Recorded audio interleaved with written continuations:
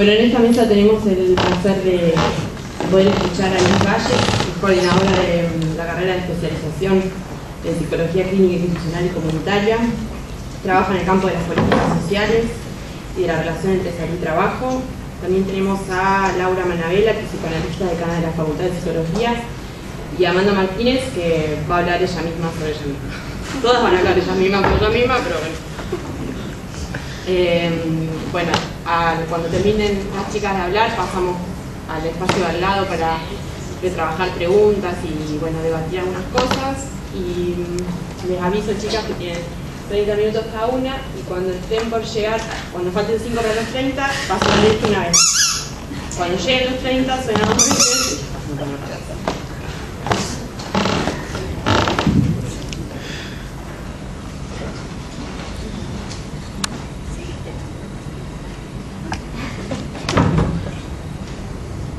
Bueno, estamos disputando el protagonismo acá.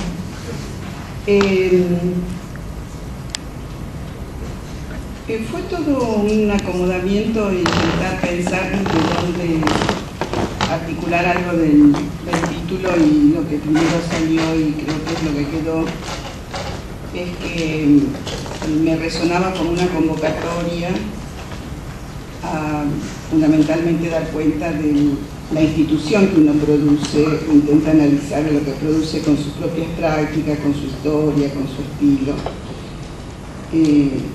No voy a hablar tanto de las instituciones que habitan otros, voy a intentar puntuar algunos momentos históricos que no casualmente marcan para mí virajes en alguna producción. Y que en general, si bien tienen la marca de un estilo que voy a intentar retomar hacia el final, siempre han sido producciones colectivas. Ana María Fernández dice que en las instituciones la deshistorización es una estrategia política. La institución desconoce la pregunta que la funda o el mandato social al que responde en su origen. O podemos retomar, como dice Lili Baños, la institución está fundada en el sepultamiento de la pregunta que la funda. Abrir los interrogantes donde los discursos se hacen institución. Esa es parte de nuestra tarea. Otra problemática, para el psicoanálisis y su institución, la institución como impedimento. Paradoja interesante cuando lo que debe interrogarse en relación a las instituciones es lo político. Hay tres cuestiones: psicoanálisis política, psicoanálisis salud pública, psicoanálisis salud mental. Han sido ejes o preguntas que me han recorrido, seguramente muy ligadas a los devenires de mi propia historia personal, y en este entramado esto fue lo que fue quedando, ¿no? Pensando en esto de las instituciones, hubo un texto que me volvió permanentemente y que remite mucho a esto de los referentes o de alguna manera ciertos maestros con los que uno ha venido transitando. Y aparecía la historia de los estados generales del psicoanálisis, fundamentalmente en la palabra de Gilú García Reynoso, que ha sido alguien que nos ha acompañado bastante en estos años. Gilú dice: más allá de la realidad psíquica del inconsciente, o en esa realidad misma, atravesándola, hay relaciones sociales, políticas, económicas, jurídicas, en las que se puede oír algo del inconsciente, a condición de poner el oído y vencer la sordera que nos puede proveer el confort de una profesión devenida posible, aunque suponemos que trata con lo imposible. Psicoanálisis y política. Se trata de articular las relaciones del sujeto con el poder, la relación del sujeto con el otro, con el gran otro, en sus figuras históricas. Dice, retomo Gilú: los psicoanalistas, muy ocupados en la historia singular individual o en las condiciones universales de estructuración, han descuidado el encuentro con la historia social y política, donde figuras del gran otro ponen las condiciones para la subjetivación, dulzones de adaptación, o traumáticas de abolición.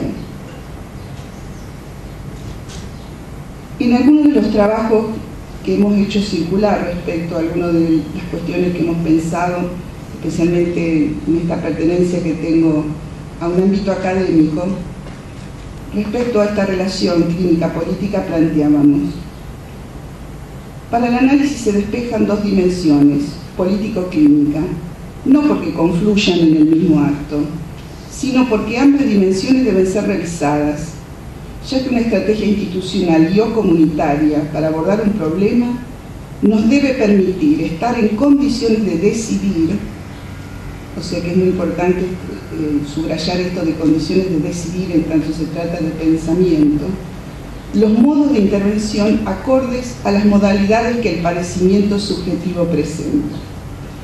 Quizás algo de esto tenga que ver con esto de los encuentros que recién hablaba Marité cuando decía, bueno, ¿qué le pasa a uno cuando se confrontan con algunas de estas cuestiones y qué es lo que tiene a su alcance o puede tomar? Esta fue nuestra elección. Ya que cuanto más se intenta el desalojo de lo político, más posible que esto retorne no precisamente como una formación sintomática, sino como destitución subjetiva, como arrasamiento subjetivo. Giroux lo va a desarrollar muy bien, justamente cuando habla de la utilización política del clivaje arcaico, hablando de la dialéctica de la constitución subjetiva.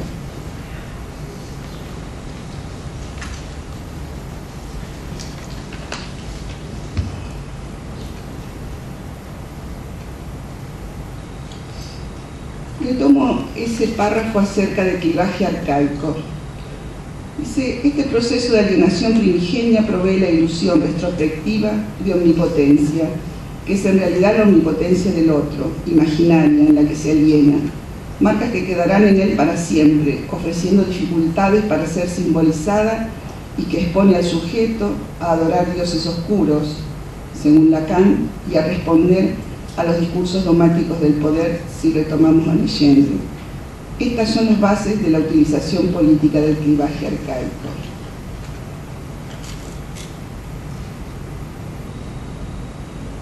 Mirar al otro como semejante, como una voz extraña, pero que no nos es ajena, es lo posible desde el psicoanálisis. El otro es también el otro de sí mismo y de cada uno. Con eso tiene que ver el descubrimiento del inconsciente. Pero hablamos mucho de malestar en el psicoanálisis. ¿Es porque se ubica también como profesión liberal? ¿Se ha inscrito como profesión liberal? Como práctica social, si se inscribe como profesión, puede sentirse amenazada y replegarse en sus propias instituciones, de formación o reproducción de su población cautiva, refuerzo de lo dogmático. Se puede subsistir políticamente, pero en desmedro de la capacidad instituyente y creativa. Otra instancia, más cercana. ¿Asalto a las instituciones públicas como nuevo segmento del mercado? ¿Efecto de esto de lo público como lo numeroso? ¿Puede la masa producir como categoría el achatamiento de la potencia de lo colectivo? Inconsciente singular, pero constituido en una trama intersubjetiva donde la dimensión transindividual es constituyente y toma formas históricas. Estamos en un campo de problemas. El debate será menos importante que el movimiento que impulsa. Y allí aparece la palabra bajo un significante de nuestra historia política que tiene mucha potencia y se vincula a la vigencia de los derechos humanos. Los derechos humanos no son solo una tarea humanitaria, sino que puede ser una tarea humanizante. Colaborar para crear condiciones para ser humanos, es decir, sujetos y sujetos de sus vidas. Maltrato, exclusión o masificación complaciente. El tejido social puede aparecer como soporte, como trama de inscripción. Junto a todo esto podemos pensar la cuestión de la práctica de los psicoanalistas al estilo de un oficio, un estilo de trabajo, aquello que no coagula en identidad, especialmente cuando se trata de pertenencias institucionales que no van a taponar la interrogación y que pueden obligar a dar razones particulares sobre la pertinencia de una intervención. El aporte de Fernando Ulloa fue la posibilidad de interrogar los saberes establecidos desde la práctica en la numerosidad social, y no en vano desde allí desplegó la escena de la ternura y la encerrona trágica que diera marco a su posición y trabajo en el campo de los derechos humanos.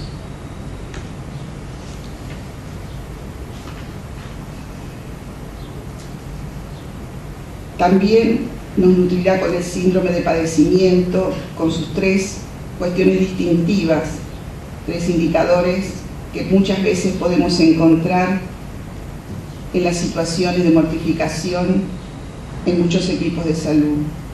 Fernando habla de la pérdida del coraje, de la lucidez y la pérdida del contentamiento del cuerpo. En salud elemental, Fernando nos dirá que es posible hacer del obstáculo acontecimiento. Se trata de indagar el linaje clínico de las prácticas. La institución de la ternura implica un saber riguroso y válido, pero siempre en el marco de la abstinencia, lo plantea. Un saber que solo es válido si se ajusta con rigor y pertinencia a un comportamiento abstinente. Abstinencia que no debe encubrir la indolencia o fallas éticas.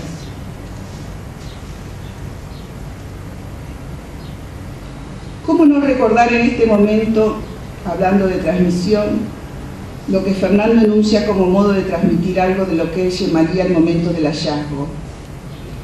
Hablaba de su amiga Mimi Langer, de su narración de un maqui de la resistencia francesa que había caído preso y que iba en un tren de la muerte camino al campo del exterminio. En esas circunstancias pensó que él tendría más chances de salvarse, o por lo menos que su muerte resultaría menos absurda si podía establecer cuándo se había subido ese tren, algo que sin duda había sucedido en el pasado. Y entonces nos retorna la pregunta: ¿cuándo nos subimos a este tren? El que nos conduciría a este encuentro con Fernando. En los años 70, en lo que fue el funcionamiento del CEP en Rosario, a Pichón, a Mary Langer, a Gilou, a los que recuperamos el significante de la interhospitalaria, en la que nos encontramos en la lucha por los derechos humanos, por la magnitud de la figura del desaparecido. Y ahí aparece otro de los aportes de Gilou en relación a matar la muerte. Nuestro transitar por la búsqueda de la verdad sobre el error del genocidio. Otras historias más locales, en el Suipacha, en sus guardias, sus talleres, sus peños, nuestra juventud y la insolencia de querer transformar la realidad manicomial que luego grupos de compañeros plasmarían en hechos políticos que tuvieron y adoptaron el nombre de Experimento Oliveros.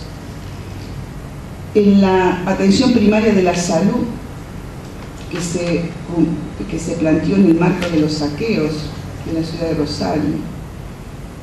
El surgimiento de las residencias, tanto las nuestras, que dieron luego origen a la carrera de especialización, como el origen de la RISAM, ¿no?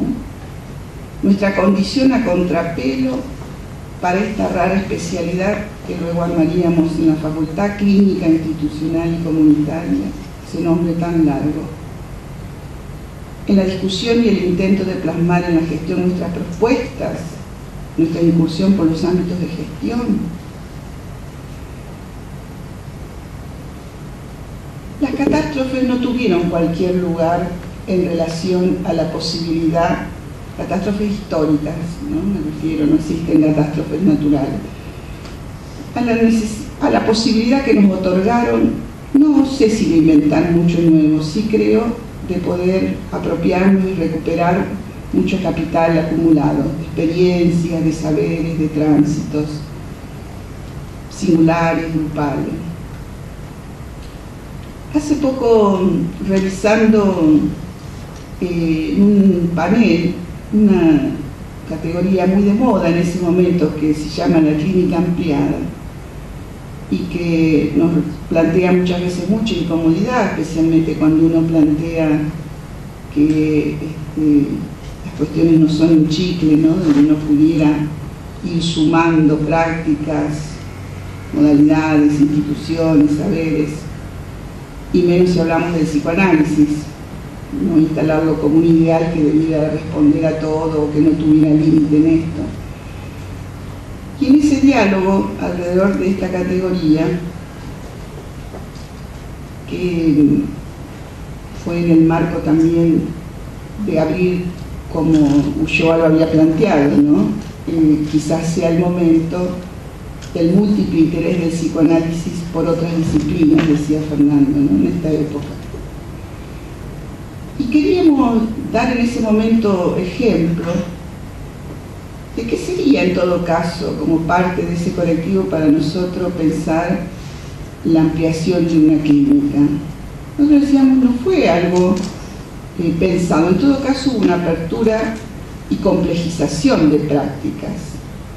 Y fue, no casualmente, creo siempre, en el marco de hechos históricos que nos trascendían como psicoanalistas. Y voy a nombrar algunos de ellos, seguramente cada uno en su historia podría nombrarlos de otra manera.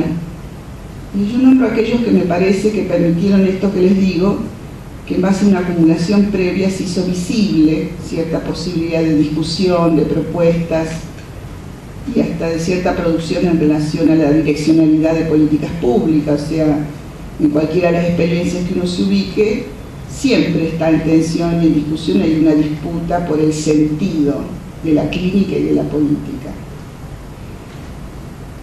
Decía, se amplió la clínica, en realidad nuestro campo de la clínica,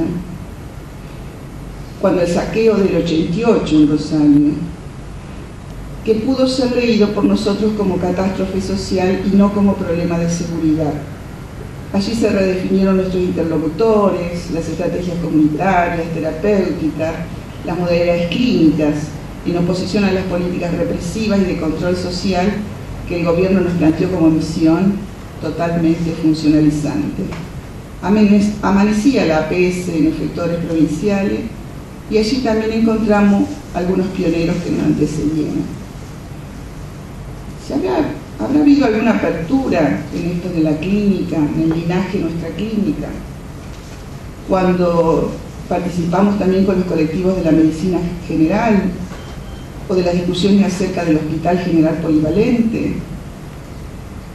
Transitó esto también en el experimento Oliveros, en la potencia fundadora de la atención primaria municipal rosarina, más allá de los avatares posteriores.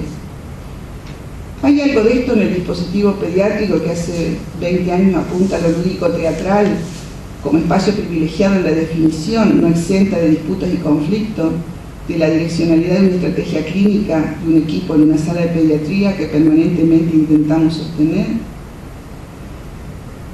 Hubo apertura en nuestro pensamiento clínico cuando entre la heterogeneidad de actores que participaron en relación a las catástrofes hídricas en Santa Fe, se pudo o se intentó producir una oportunidad para repensar las localizaciones territoriales, el efecto de la falta o la precariedad de lo legal en lo colectivo, cuando las responsabilidades políticas se diluían en nombre de lo natural, de los aportes de los equipos, lo que significaba el retorno, el volver donde no hay o ya no hubo alojamiento posible, en el planteo del amparo de lo público como imprescindible, y la necesidad de la construcción de lo privado como lo íntimo, lo propio, en el tiempo necesario para que una víctima pueda recuperar capacidades subjetivas a partir de transitar sus procesos de duelo.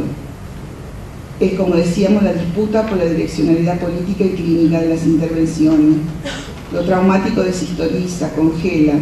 La tarea de reconstrucción sociosubjetiva será en el marco de nuestra concepción de recuperación y reconstrucción histórica, procurando construir memoria social. Y esta definición de memoria social no parte del campo del psicoanálisis con la que operamos en esa oportunidad. Si bien allí está en juego, por supuesto, nuestra formación en relación a lo que significa esta dupla memoria y olvido, ¿no? Decíamos, considerando la construcción de la memoria social más que como una representación, la consideramos como una práctica que contribuye a definir campos políticos, a internalizar y reformular campos hegemónicos, Esto hace que los pueblos internalicen discursos hegemónicos, pero además los pueden reformular y construir un discurso crítico.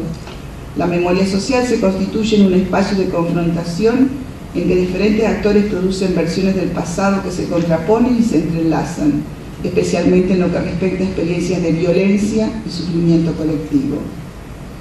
Uno de los rasgos distintivos fue la jerarquización en esta experiencia de la clínica entre lo singular y lo colectivo, desde la catástrofe social a las catástrofes cotidianas, desde el olvido a la historización, de la culpa a la responsabilidad, desde lo social como marco a una producción cultural como protagonista que facilitara el encuentro. Catástrofes, memorias. Esa era la dupla.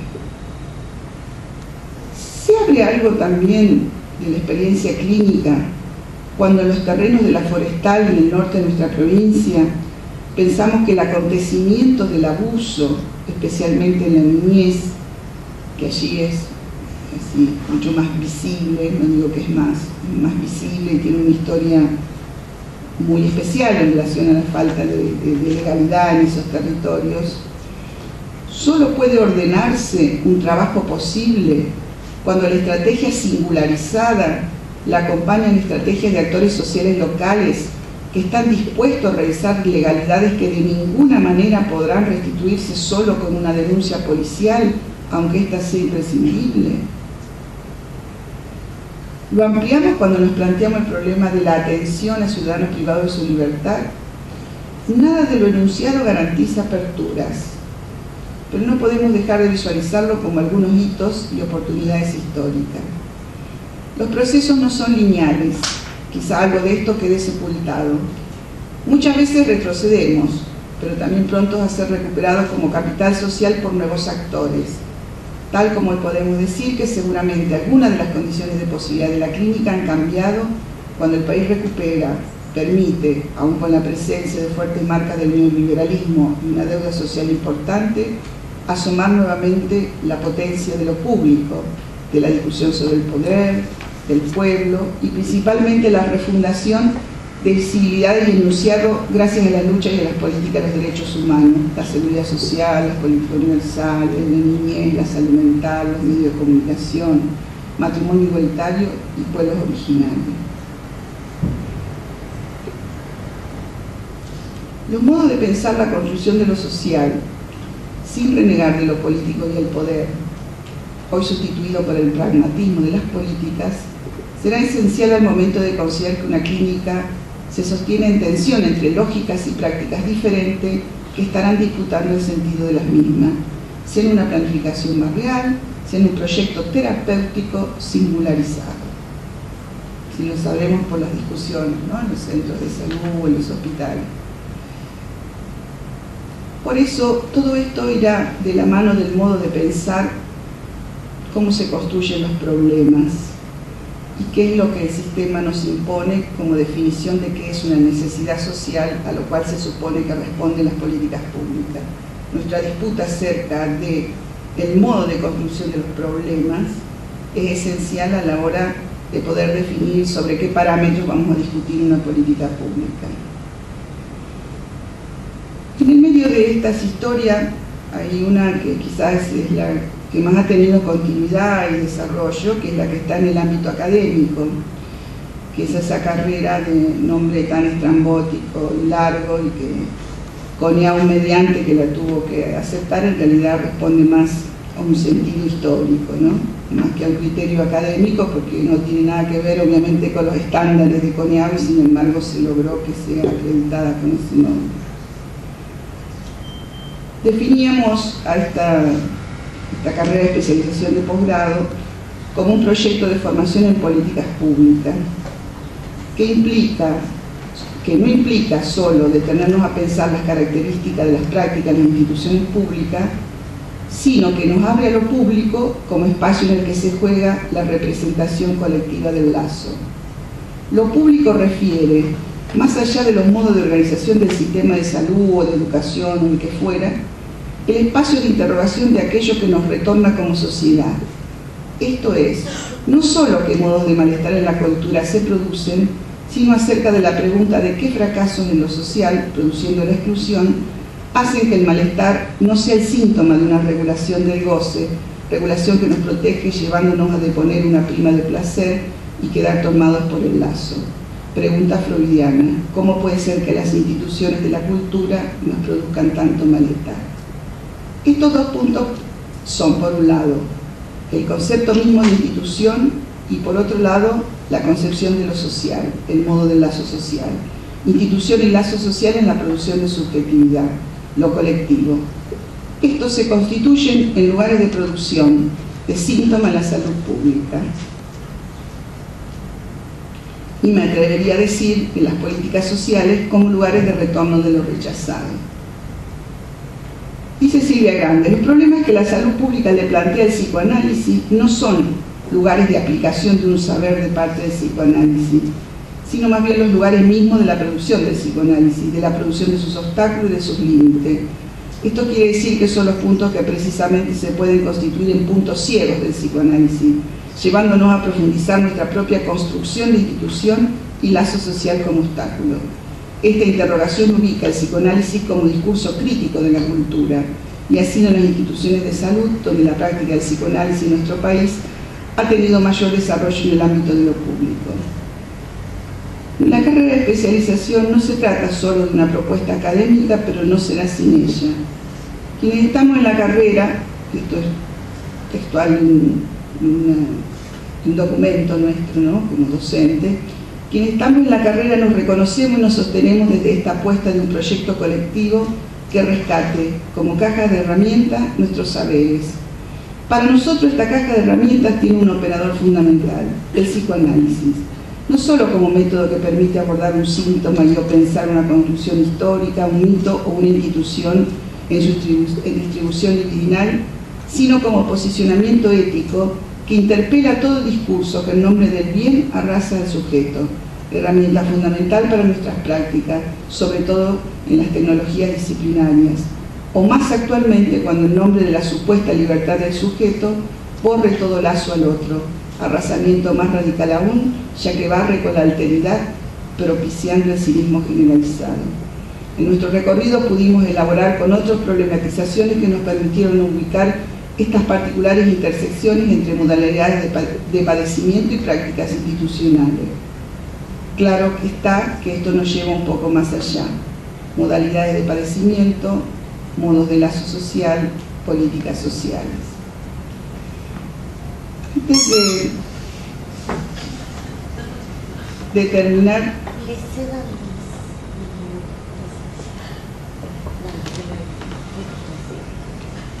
quería hacer mención, porque muchos de los presentes que forman parte de este grupo participaron con nosotros en 2009 en la jornada de homenaje a Ulloa, y en esto de buscar a ver ciertos acontecimientos que me parecían que habían producido marca, para mí fue muy importante esa jornada, y había rescatado de allí algunas preguntas que fueron de construcción colectiva y con la cual convocábamos en ese momento, ¿no?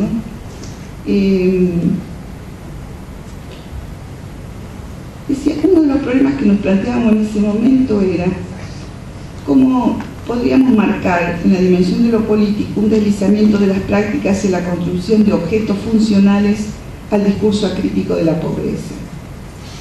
Y ahí veníamos nosotros en auxilio de los especialistas.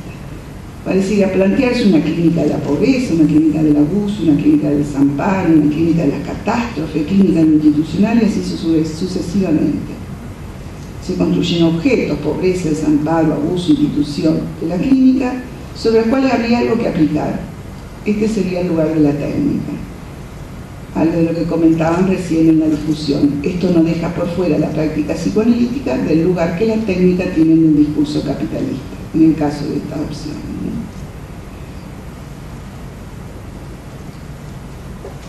Se produce un agenciamiento desde la práctica del psicoanálisis de objetos ya armados en otro campo, que eso no sería el problema, sino el problema es que no son interrogados.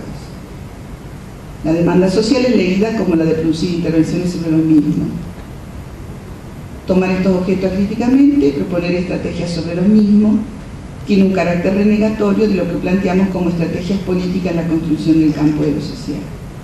Este párrafo es textual de ese documento, dice: el riesgo es que esta renegación produzca una respuesta técnica que psicopatologiza, construyendo como problema clínico lo encubierto en lo social, manipulando la causa. Este proceder apunta a producir este encubrimiento, pero además es un indicador de la posición en que queda la clínica. Había una clínica D, se produce un objeto y un tratamiento de ese objeto. En el horizonte aparece la pregunta de si no será hacerse cargo de la delegación capitalista sobre la profesión, si no se propicia una funcionalización ofreciendo al psicoanálisis como insumo del discurso social. Psicoanálisis sin límites, una de las opciones, o psicoanálisis como única opción. Análisis de lo que esta posición pone en juego. Algunas preguntas. ¿Qué se ubica como límite de la clínica? ¿Qué ideal se juega en la clínica? Riesgo de confundir la clínica con los ideales del psicoanálisis. Se habla del psicoanálisis como política, eludiendo la discusión de lo político. Se reconoce lo político en una ajenidad como una relación de esterilidad, un estar al margen de la problemática del poder.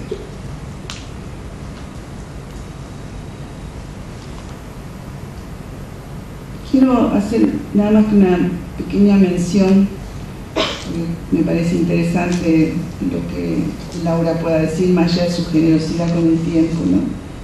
Que cuando pensé de las prácticas o experiencias que en los últimos años he realizado, cuál es aquella que me marcó más fuertemente y que me puso en tensión y en cuestión mi propia formación y cómo pararme frente a esto que yo habla de la numerosidad social, fue una actividad de capacitación de agentes sanitarios indígenas, como 300 agentes sanitarios que realicé durante un año en el Chaco, en la zona del impenetrable.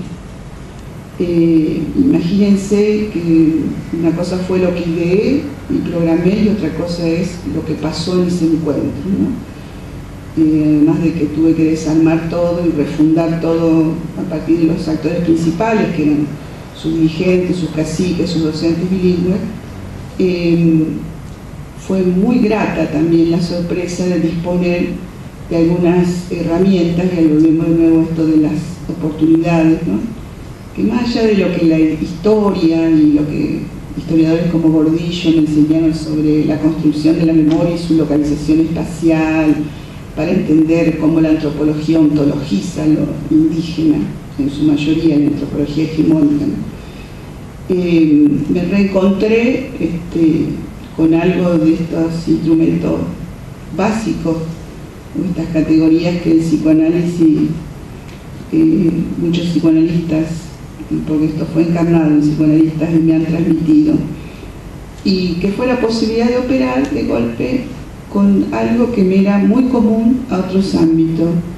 Volvió a haber recinto, volvió a haber resonancia íntima, tuve que volver a pensar la cuestión de la memoria y el olvido, tuve que volver a pensar que aquí no había un Moisés, que acá había una cosmovisión y un relato mítico de un pueblo que había que recuperar y darle otro estatuto.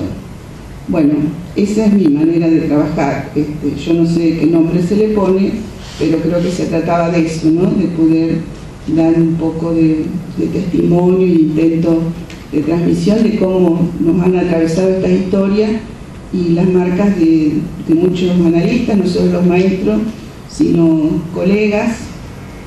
Hoy compartía con Beto un buen recuerdo acerca de esto, de algunas incursiones por ambientes más formales del psicoanálisis, y paradójicamente en la lectura de Lacan recordábamos pleno proceso militar, cuando estábamos retornando a la democracia, fueron dos maestros que no vienen del campo psi, ¿no? Uno fue Ciarreta y el otro fue Nicolás Rosa, y no quería dejar de nombrarlos. Gracias.